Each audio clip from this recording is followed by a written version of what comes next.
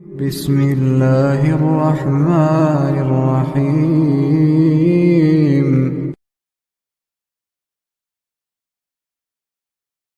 ابو عبداللہ سیدنا نعمان بن بشیر رضی اللہ عنہما سے روایت ہے، کہتے ہیں میں نے رسول اللہ صلی اللہ علیہ وسلم کو فرماتے ہوئے سنا کہ حلال چیزوں کا حکم بالکل واضح ہے اور حرام چیزوں کا حکم بھی واضح ہے۔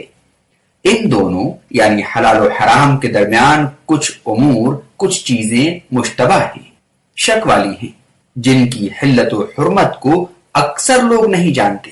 بس جو شخص اس قسم کی غیر واضح اشیاء یعنی جو واضح نہ ہو اس سے بچ گیا، اس نے اپنے دین اور عزت کو بچا لیا، اور جو شخص اس قسم کے امور، اس طرح کے کاموں کو اختیار کرنے لگے وہ حرام میں پڑ جائے گا۔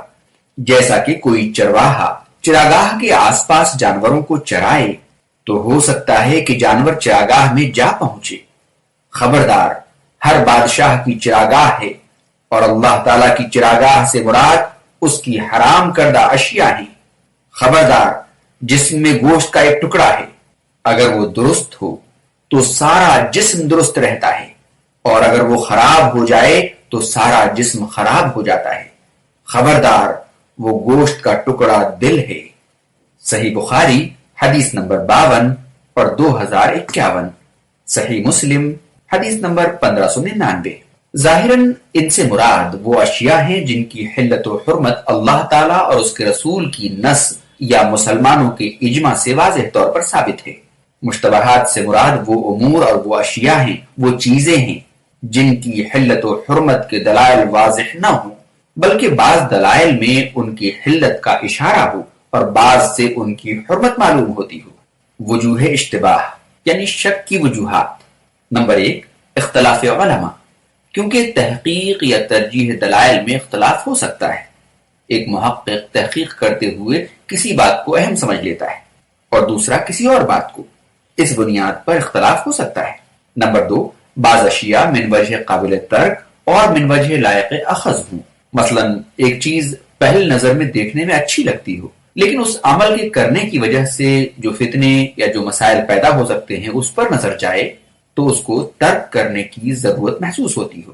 جیسے عورتوں کا بار بار قبرستان جانا۔ اب قبرستان جانا اللہ نے مردوں کو خاص طور سے حکم دیا ہے کہ وہ قبرستان جایا کریں تاکہ انہیں موت کی یاد آئے، لیکن اگر ہماری بہنیں اور بیٹیاں قبرستان جائیں، ایک طرف جہاں ان کی بدعقیدگیاں پڑنے کا خطرہ بڑھ جاتا ہے، وہیں بہت سی بہنیں ہماری نرم دل کی ہوتی ہیں اور اس کی وجہ سے اس بات کا خدشہ ہے کہ وہیں وہ چیخ و پکار کرنے لگیں، تو ان وجوہات سے اس کو چھوڑ دینا بہتر معلوم ہوتا ہے۔ تو اس طرح کے اختلافات رونما ہو سکتے ہیں، اسی لیے نبی کریم صلی اللہ علیہ وسلم نے عورتوں کو قبرستان جانے سے منع فرما دیا۔ نمبر 3، بعض اشیاء اصل میں حلال ہیں لیکن بعد میں کسی حجت، قصہ یا قرین و علامت کی بنا پر اس کی حرمت کا اشتباہ یعنی شک پیدا ہو۔ جیسے کسی نے اپنا شکاری کتا بسم اللہ پڑھ کر چھوڑا، لیکن بعد میں اس کے ساتھ کوئی اور کتا بھی شریک ہو گیا۔ نمبر 4، دلائل میں تعارض۔ نمبر 5، یا اس سے مراد مباح یا مکروہ یا ان اشیاء کا کثرت سے استعمال ہے۔ علماء کا قول ہے کہ مباح اشیاء کا زیادہ استعمال مکروہ کے ارتکاب کا پیش خیمہ ہے، یعنی ہر معاملے میں اگر جواز کی تلاش میں پڑے گا افضل کو چھوڑ کر تو اس بات کا امکان ہے کہ وہ مکروہات میں پڑ جائے گا، اور مکروہ اشیاء کا عام استعمال حرام کے ارتکاب کا باعث بنتا ہے۔ کئی چیزیں جو مکروہ ہیں آدمی اس کو استعمال کرنے لگتا ہے، لیکن دھیرے دھیرے وہ ان سے قریب کی حرام چیزوں میں شامل ہو کر دھیرے دھیرے پوری طرح حرام اشیاء کو استعمال کرنے لگتا ہے، لیکن اسے پتہ بھی نہیں چلتا۔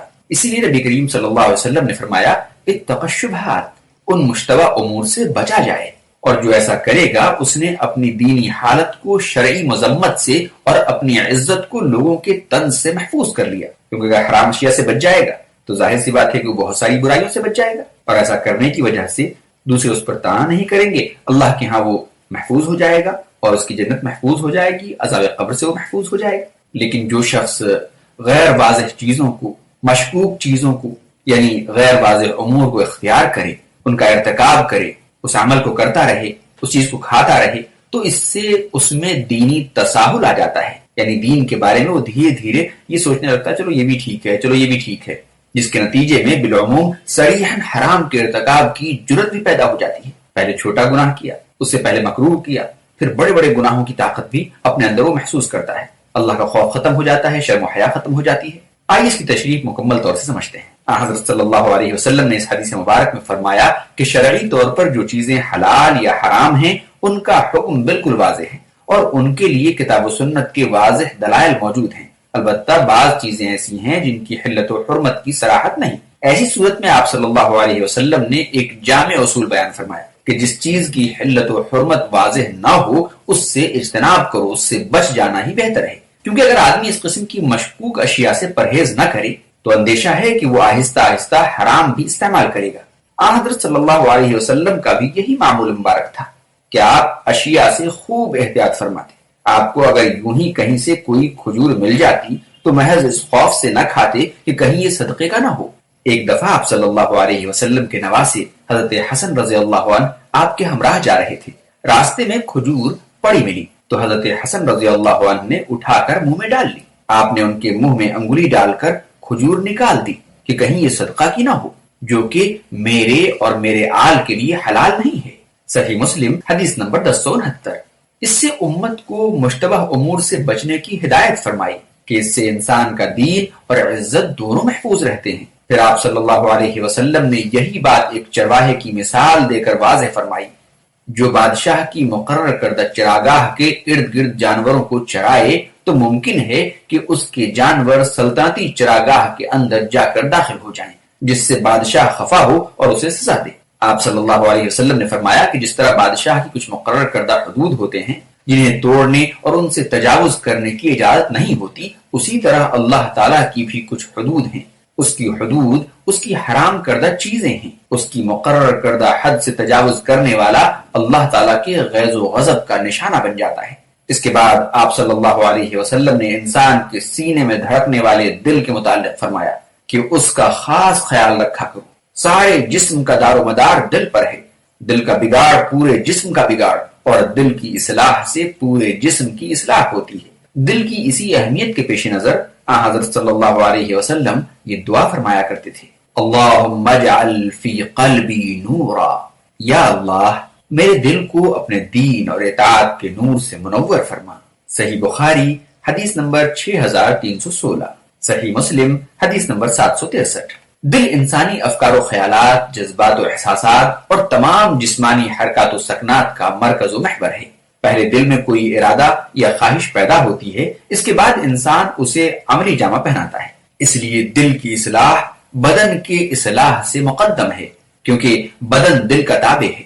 پیش نظر حدیث میں یہی تلقین کی گئی ہے کہ احکام دین کی وجہ آوری میں، دین پر عمل کرنے میں حد درجہ احتیاط کی ضرورت ہے۔ تقوی اسی چیز کا نام ہے کہ انسان حرام و مکروہات کے ساتھ ساتھ ایسی مباح چیزوں کو بھی ترک کر دے جن میں کراہت یا حرمت کا ادنا شائبہ بھی پایا جاتا ہو۔ اسی تقوی کی طرف اشارہ کرتے ہوئے اللہ تعالیٰ نے فرمایا، یا ایھا الذین آمنوا اتقوا اللہ حق تقاتہ، آل عمران آیت نمبر 102۔ اے ایمان والو، اللہ تعالیٰ سے ڈرتے رہو جیسا کہ اس سے ڈرنے کا حق ہے۔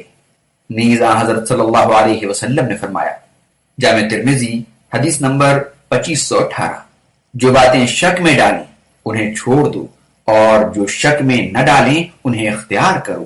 اور ایک اور موقع پر آپ نے دل کی طرف اشارہ کر کے فرمایا۔ صحیح مسلم حدیث نمبر 2564۔ اصل تقوی یہاں ہوتا ہے، التقوی ہا ہونا، اصل تقوی یہاں ہوتا ہے، کیونکہ پورے جسم کا دار و مدار دل پر ہے، اس لیے اس کی اصلاح کی بہت ضرورت ہے۔ دل کی اصلاح پورے جسم کی اصلاح ہے۔